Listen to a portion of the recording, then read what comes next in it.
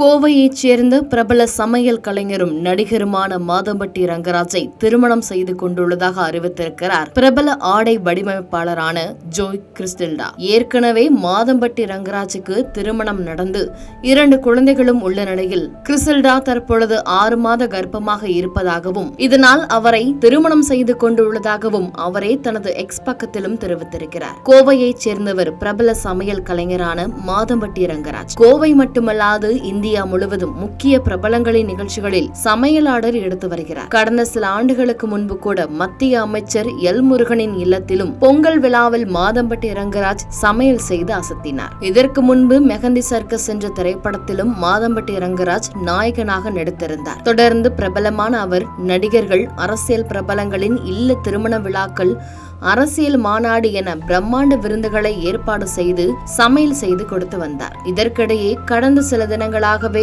அவரது தனிப்பட்ட விவகாரங்கள் சமூக வலைதளங்களில் பேசு பொருளானது. தனது முதல் மனைவியை ரங்கராஜ் விவாகரத்து செய்ததாக கூறப்பட்ட நிலையில் அவரது முதல் மனைவியோ மாதம்பட்டி ரங்கராஜோ அதனை உறுதி செய்யவில்லை. இந்த நிலையில்தான் பிரபல ஆடை வடிவமைப்பாளரான ஜோய் கிறிஸ்டில்டாவுடன் மாதம்பட்டி ரங்கராஜ் திருமணம் செய்து கொண்டுள்ளார்.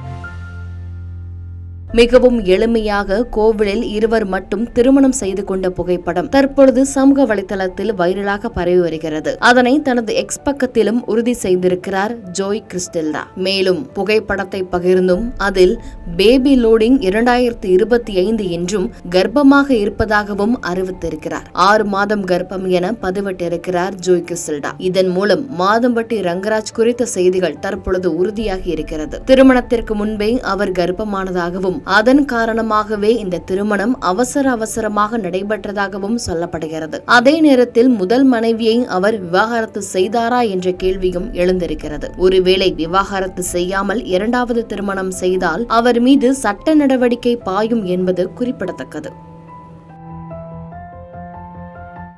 செய்திகளை உடனுக்குடன் தெரிந்து கொள்ள கீழ்கண்ட கேபிள் மற்றும் டிடிஎச் நெட்வொர்க்குகளில் எம்நாடு செய்தி தொலைக்காட்சியை காணுங்கள்.